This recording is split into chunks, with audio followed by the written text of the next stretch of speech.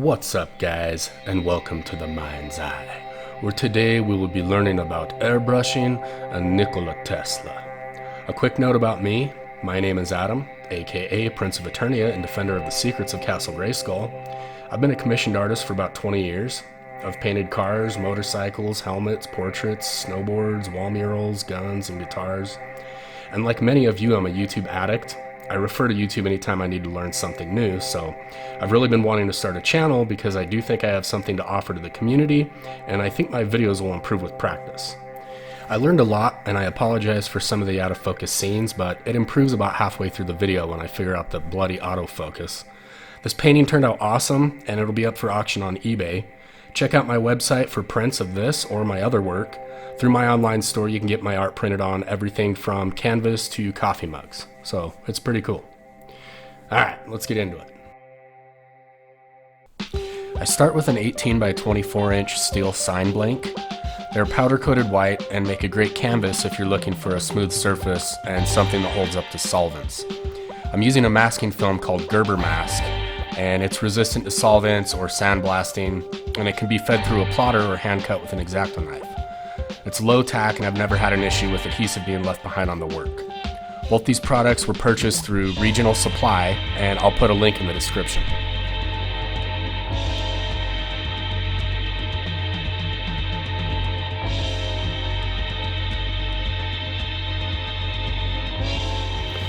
For this piece, I use Createx paints and an Iwata custom Micron airbrush. Createx has a line of paints called Wicked Detail Paint, and they work well for this application because they have really finely ground pigments. There's a lot of paint out there that's labeled as airbrush paint, but they still clog the airbrush once you get into this detailed work. The Micron airbrush has a 0.18mm nozzle, and I've only found a few paints that don't cause plugging. The good news is Wicked Paint is available at most craft stores, along with the 4012 reducer I'm using.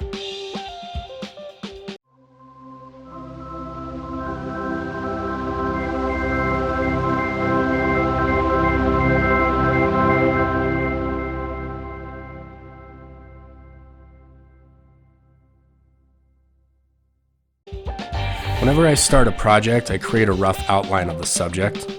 I'm not looking for any detail yet, just throwing down some quick lines and shadows so I have a guide. I used to freehand draw things out in chalk or pencil, but ain't nobody got time for that, especially if you've got a client waiting to get their bike back. I've also used a grid system or a projector, or another option would be to make a paper print and cut out a frisket, which I may demonstrate in a later video. So however you do it, get a rough outline of the subject with good proportions before starting the freehand work. You can fix minor mistakes, but there's no magic erase button on the airbrush.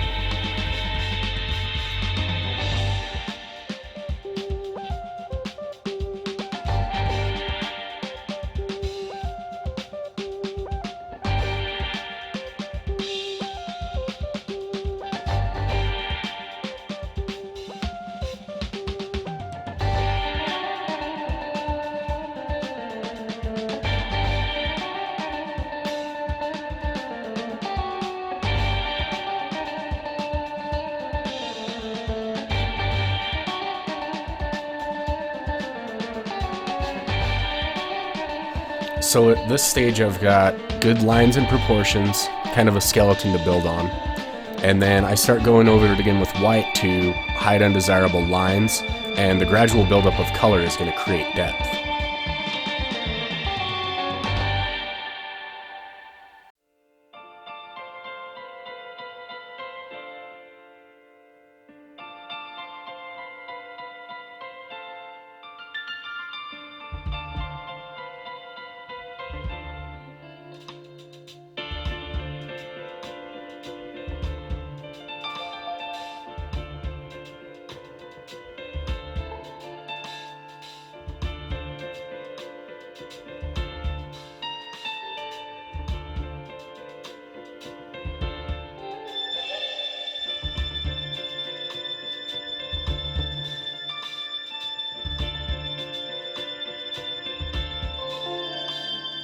I'll do a future video about freehand airbrush technique, but what I'll say for now is don't expect to pick up an airbrush and start drawing overnight.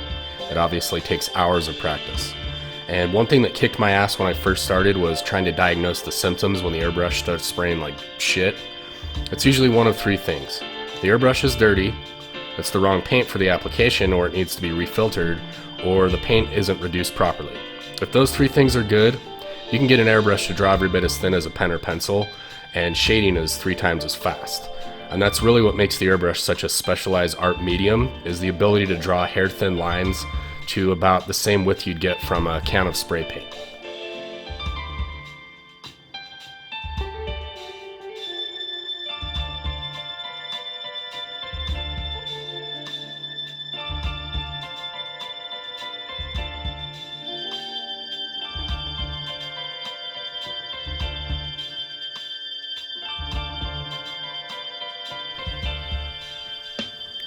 Whilst we're watching this painting come to life, how about we learn some interesting facts about Nikola Tesla? Tesla was born at the stroke of midnight on July 10, 1856, during a severe lightning storm in modern-day Croatia. And because of the odd timing and the storm raging outside, the midwife thought it was a bad omen. She told Tesla's mom she was worried that he would be a child of darkness. But Tesla's mom was like, "No, I don't see it that way at all." She looked at the midwife holding her new baby and said, "No, this boy will be a child of light." Tesla said during childhood he would suffer intense visions that were accompanied by strong flashes of light. The visions were so intense that at times he was unable to tell them apart from reality. The visions could be linked to a word or idea, and sometimes they provided a solution to a particular problem he was trying to solve. One of the first visions he could remember was after hearing a description of Niagara Falls. He slipped into a vision and saw a large wheel being turned by the falls. So what the hell, man? What were the visions? Like, was his brain shooting to a certain frequency and he was channeling information from another source? Or was some higher intelligence using him as a conduit? Did he see into the future, perhaps? Or were aliens involved? Yeah.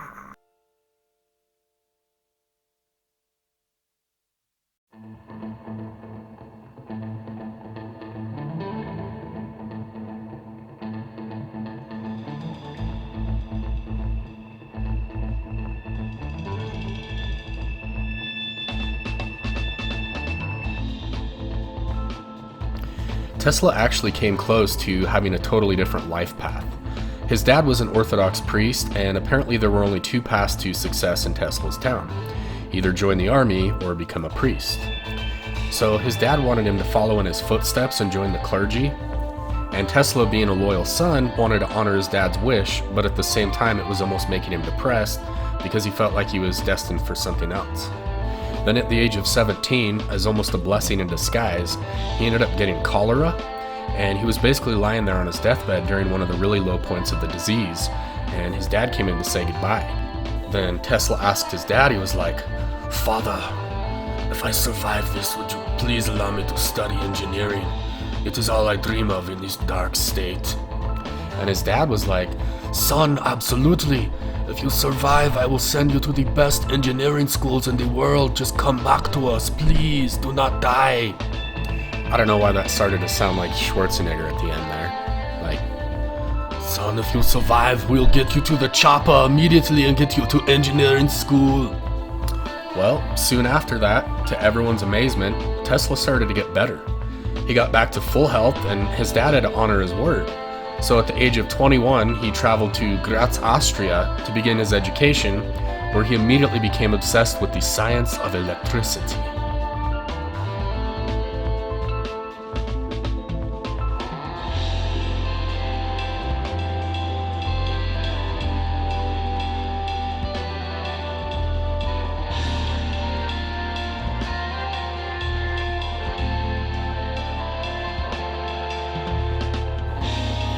He once remarked to his professor that generators and electric motors could be greatly improved with currents and alternating currents.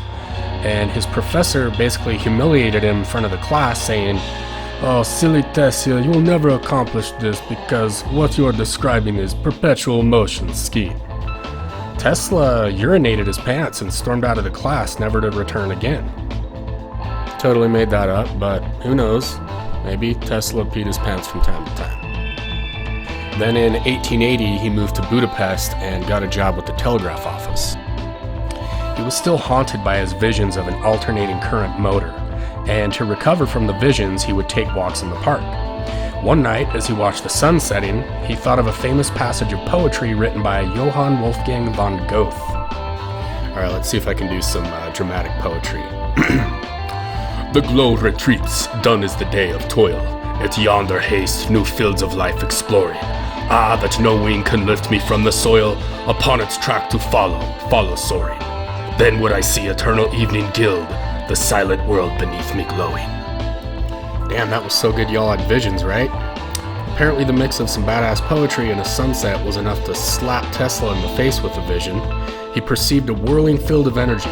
He dropped to the ground and drew a diagram, and he suddenly knew he could recreate these fields by powering the coil of a motor in different steps or phases, like the pistons in an engine. By using attracting and repelling magnetic forces, he could twist the rotor like a wheel.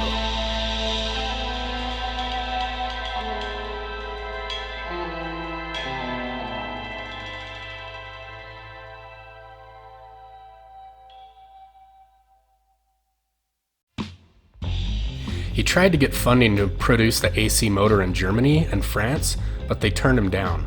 Tesla was inspired by Thomas Edison, and he knew if anyone could help bring his vision of the AC motor to life, it was Edison. So he departed for the New World, and on June 6, 1884, at the age of 28, he arrived in New York. He could speak 8 languages: Serbo-Croatian, Czech, English, French, German, Hungarian, Italian, and Latin. And he had a letter of recommendation from one of Edison's associates in Europe. The letter was like, "Yo, Thomas, I know 2 brilliant people in this world. One is you, and the other is this young man standing here before you. Please give him a shot." The issue with Edison helping Tesla build the AC motor is Edison had already put years of his own time and money into promoting DC power. Edison offered Tesla a job to help improve the performance of his DC generators and promised Tesla $50,000 if he was successful.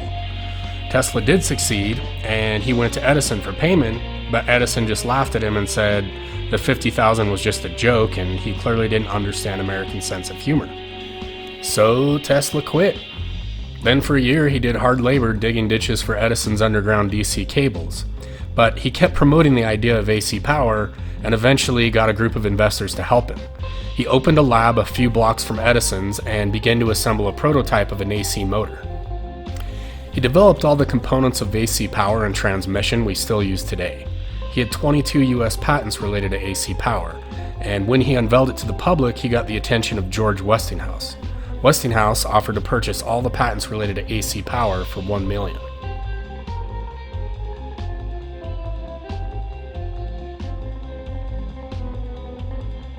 With Westinghouse backing him, Edison started to get nervous. This is what started what's known as the War of the Currents. So the problem with DC power, the way I understand it, is you can't send it over long distances without using 5-inch thick copper cables, and so their solution offered was to put a power station on every block. Which is interesting to think about how different the world would look if Edison would have succeeded, right? Like, your town is so lovely, you have power station every mile, how nice is this? Alright, I'll come back to the War of the Currents. There's a few things coming up in the painting I want to talk about.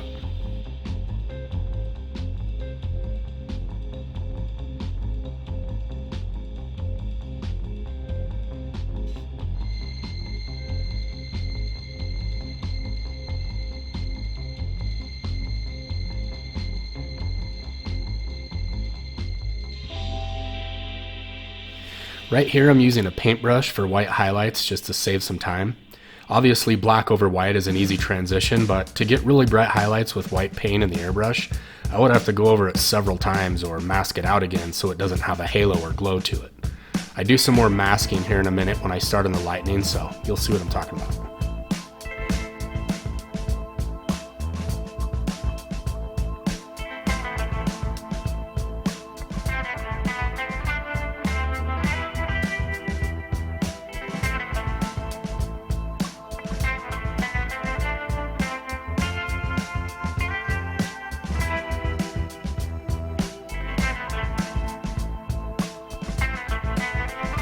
So I drew the lightning on an iPad and then I cut it out using a plotter.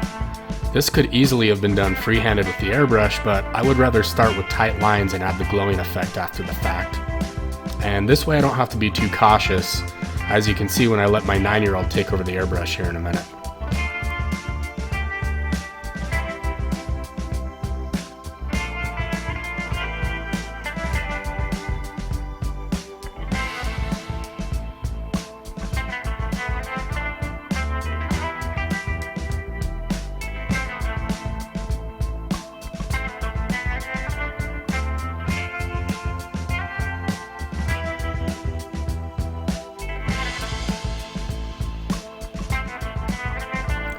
This is something that I learned from the great airbrush artist Craig Frazier. This little trick of wrapping the air hose around your wrist not only prevents the hose from dragging across the art, but it also gives you some extra control of the airbrush. Even if he was to let go of it right now, it wouldn't fall to the floor, it would just hang off his wrist.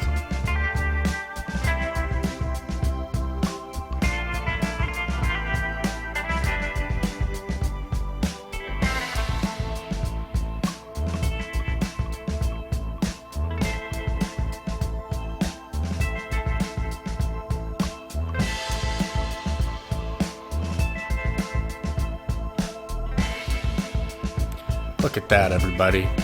Airbrushing. So easy a 9-year-old can do it. What do you think about airbrushing, buddy? It's hard. Oh, it's not hard. We're trying to show people how easy it is with some practice. But it's so hard! Difficulty aside, you can see even when we had runs in the paint, it wiped off and it looks just fine. And now we have these clean, crisp lines to build from.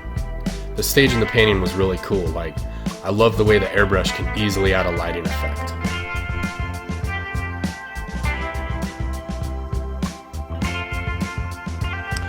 Alright, let's get back to the War of the Currents.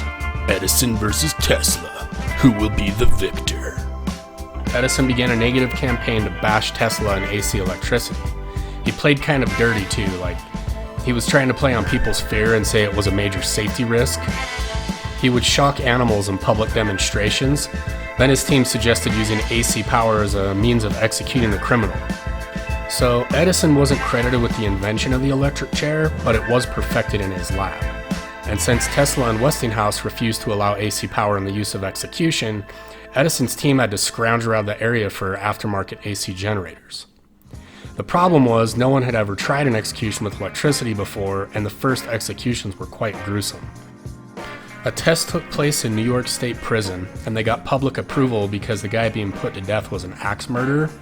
The first attempt wasn't enough juice to be lethal, so it just stunned the guy and filled the room with the smell of burnt hair.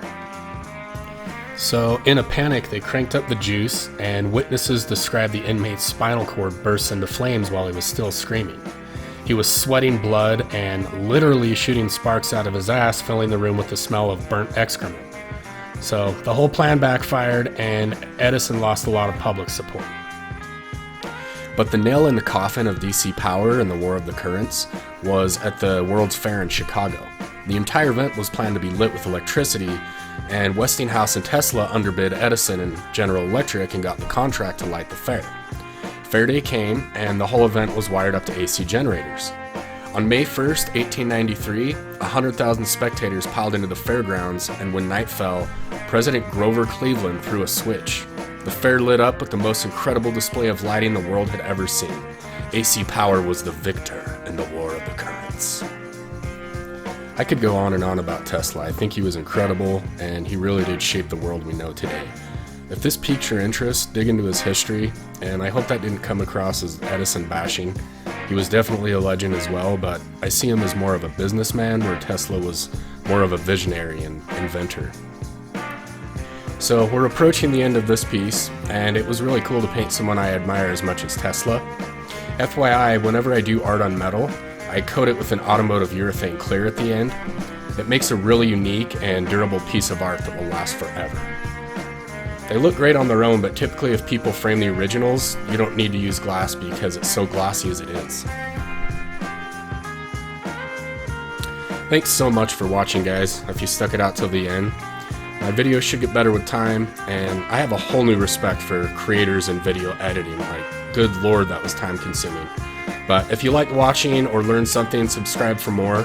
I'll try to record and upload all of my projects from here out, and I'll make a few how-to airbrush videos. Also, shout out to DJ Williams, the composer of the background music. I thought it had a cool vibe, and I'll try and link his stuff in the description. Go check him out. Thanks, guys.